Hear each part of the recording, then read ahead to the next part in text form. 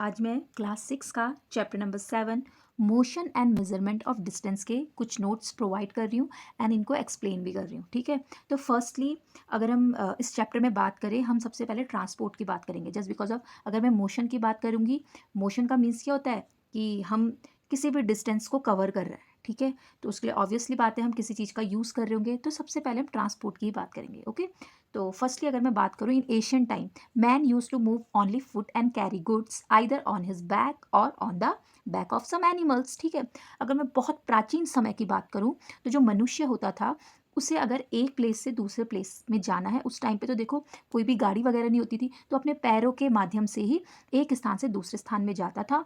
और जो उसके गुड्स यानी सामान होता था, उस सामान को कैरी करने के लिए या तो वो अपनी पीठ का यूज़ करता था, बैक का यूज़ करता था, या तो अदर एनिमल्स की बैक में। ठीक है, like horse, donkey etcetera, elephant. ठीक है, a great change in the modes of transport. अब मोड्स ऑफ ट्रांसपोर्ट की अगर मैं बात करूँ, there are 3 types of modes of transport. First is land transport, second is water transport and last one is air transport. Okay, अगर मैं air transport की बात करूँ तो ये अभी रिसेंटली बोल सकते हैं हम लोग कि ये अभी ही हुआ है, पहले के टाइम पे एयर ट्रांसपोर्ट नहीं होता था। A great change in the modes of transport was made by the invention of wheel, by the invention of steam engine। जब इन सब चीज़ों का डेवलपमेंट हुआ तो ऑब्वियसली बात है जो ट्रांसपोर्ट सिस्टम है वो में थोड़ा चेंजेस आ गए। अब ट्रांसपोर्ट होता क्या है? It is a mechanism in which a things is carried from one place to another place.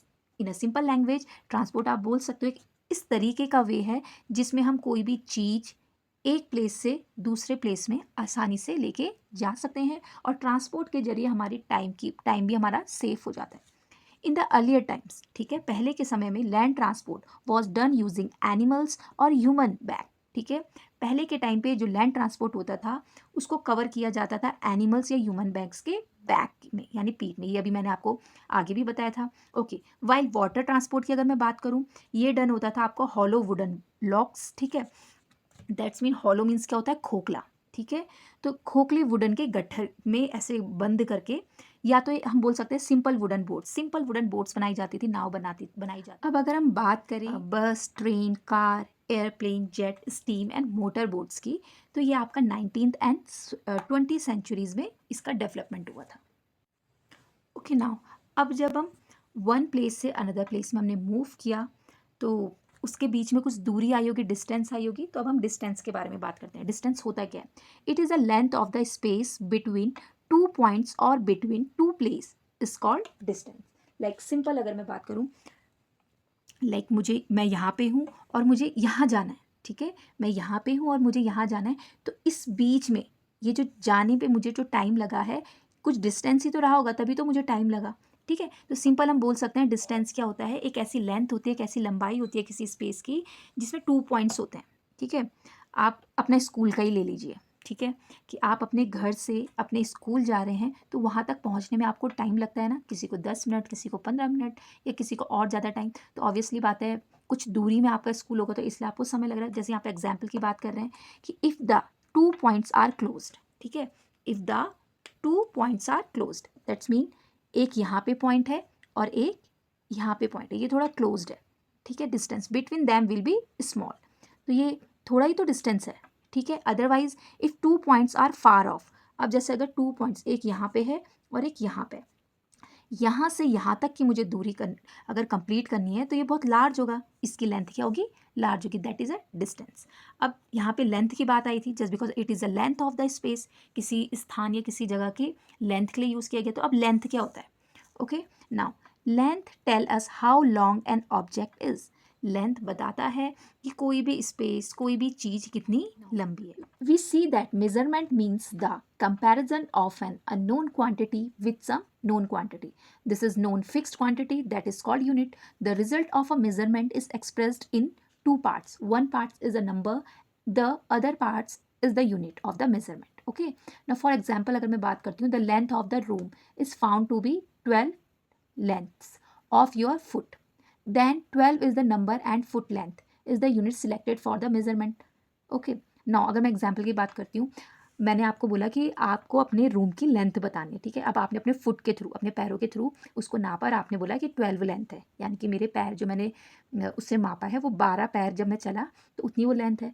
अब उसके बाद आपने अपने पापा को या अपने भाई दीदी कुछ भी बोल सकते हो, उनको भी बोला कि नापने के लिए, तो अब इक्वल तो आएगा नहीं ना, ठीक है। वैसे अगर मैं हैंड स्पैन की बात करती हूँ, वो भी हमारा सेम नहीं आएगा, यानी कि हथेली, ठीक है। सबका मेजरमेंट अलग अलग होता है, किसी का भी सेम नहीं होगा, जस्ट बिकॉज ऑफ सबके हाथ पैर अलग अलग होते हैं, साइज़ में अलग होते हैं, ठीक है। किसी के लॉन्ग होते हैं, किसी के स्मॉल होते हैं। तो we see there for that some standard units of measurements are needed that do not change from person to person. तो उसके लिए हमें क्या चाहिए होगा, स्टैंडर्ड यूनिट चाहिए होगी, ठीक है। जस्ट बिकॉज ऑफ देखो, जो अननोन मेजरमेंट होता है वो सेम नहीं होता है, तो उसके लिए हमें स्टैंडर्ड यूनिट ऑफ मेजरमेंट चाहिए होगा। Okay, now scientist all over the world have accepted a set of a standard units for measurement. This system of unit is called international system of unit, in a simple language is SI units, ठीक है। अब देखो, unknown quantity में तो हम किसी की भी लेंथ बता नहीं सकते हैं, उससे हम कंफ्यूज हो जाएंगे। तो उसके लिए कुछ SI यूनिट्स होती हैं मेजरमेंट करने के लिए, स्टैंडर्ड यूनिट, उसके थ्रू हम सही से मेजरमेंट कर सकते हैं। Needs for standard units of measurement, ठीक है। अब देखो हमें क्यों ज़रूरत पड़ी है, ठीक है। इन Asian times the length of a foot, the width of a finger, and the distance of a step were commonly used as a different units of measurement. The people of the Indus Valley, because civilization must have used very good measurement of length, because we see evidence in of perfectly geometrical construction. A cubit as a length from the elbow to the fingertips was used in ancient Egypt and was also accepted as a unit of length in other parts of the world. People also use the foot as a unit of length in different parts of the world. The length of the foot used varied slightly from region to region. People measure a yard of clothes by the distance between the end of the outstretched arms and their chin. The Roman measure with their pace, that means step. Okay, तो like हम simple बोल सकते हैं क्यों ज़रूरत पड़ी। देखो, जैसे फुट स्टेप हो गया, आपका फुट हो गया, कुछ स्टेप्स हो गए, हैंड स्पैन हो गया, क्यूबाइट यानी आपके एल्बो के थ्रू कुछ नापना, ये हर एक इंडिविजुअल वो है, ठीक है। तो इससे क्या होगा, कन्फ्यूजन होगा, किसी के हाथ पैर बड़े होंगे, किसी के छोटे होंगे, तो उससे क्या होगा, कुछ भी मेजरमेंट करने में हमें कन्फ्यूजन हो जाएगा, ठीक है। तो इसलिए अगर मैं कुछ एग्जाम्पल बताऊँ क्यों ज़रूरत है, जैसे लेंथ की अगर मैं बात करूँ, मैं लंबाई की, उसको हम किससे डिनोट करते हैं, मीटर से। टाइम को हम किससे डिनोट करते हैं, सेकंड से। मास माने द्रव्यमान, उसको किलोग्राम से डिनोट करते हैं। अब रूल्स क्या है, जो ये सिंबल्स हैं, यूनिट्स हैं, उसके रूल्स क्या हैं। Units are usually written in small letters and it is not given in plural form. That for example मैं आपको बता देती हूँ, जैसे अगर मीटर है, मीटर को आप स्मॉल m ही लिखोगे, ठीक है। किलोमीटर को आप km ही लिखोगे, ठीक है, यानी इसके सिंबल की बात करें स्मॉल ही लिखोगे। अब प्लूरल फॉर्म में, जैसे सपोज मैंने मीटर बोला है, तो आप इसमें ये नहीं कि आप मीटर्स बोल दोगे या आप किलोमीटर्स बोल दोगे, किलोग्राम्स बोल दोगे, लीटर्स बोल दोगे। सिंपल क्या होगा, आगे से नंबर आ जाएंगे, यानी कि उसकी क्वांटिटी आ जाएगी। Number means quantity. जैसे आपको 4 लीटर लेना है, तो लीटर्स ना करके आप सीधा बोलोगे 4 लीटर। ओके, आई होप आपको समझ आ रहा होगा। ओके ना, अब हम बात करते हैं measuring length of a curved line. अब कोई टेढ़ी मेढ़ी लाइन है सपोज, ठीक है, कोई टेढ़ी मेढ़ी लाइन है, उसको आप मेज़र कैसे करोगे। उसके लिए तो आप किसी स्केल का यूज़ कर नहीं सकते हो ना, ठीक है। We can not measure the length of a curve line directly by using a metre scale. हाँ, आप उसमें मीटर टेप का यूज़ कर सकते हो, या कोई थ्रेड है उसका यूज़ कर सकते हो। यहाँ पे जैसे मैंने आपका एग्जाम्पल बताया है कि उसके सरफेस के थ्रू, ठीक है, एक थ्रेड ले रखी है और एक जिस भी आप कर्व्ड लाइन का मेज़र कर रहे हो, तो उसके थ्रू हम उसी में ही ऐसे टच करते करते लेके जाएंगे। बाद में आप उस धागे को सीध करके क्या कर सकते हो, उसको मेज़र कर सकते हो, स्केल के थ्रू भी या टेप के थ्रू मेजरमेंट कर लिया। तो अब हम आ जाते हैं मोशन के बारे में। मोशन होता क्या है, मोशन को कहते हैं गति। ओके ना, होता क्या है motion, any change in position with time can be term as a motion. कोई भी चेंजेस हो रहे हैं, ठीक है, किसी भी समय में कोई भी चेंजेस हो रहे हैं, उसको ही मोशन कहते हैं, ठीक है। देखो, an object move from its position when a force is apply on it. In general form, force that's mean push और pull result in motion of an object. जैसे फॉर एग्जाम्पल ये पेन है, ठीक है, इस पेन को मैंने ऐसे रख के ऐसे नीचे गिरा दिया, तो ये भी एक मोशन हुआ, क्योंकि पहले कहाँ था, ये यहाँ पे था, ठीक है। मैंने फोर्स लगा के यानी कि इसको नीचे गिराया, तो ये इसने अपना क्या कर दिया, प्लेस चेंज कर दिया। That is a motion.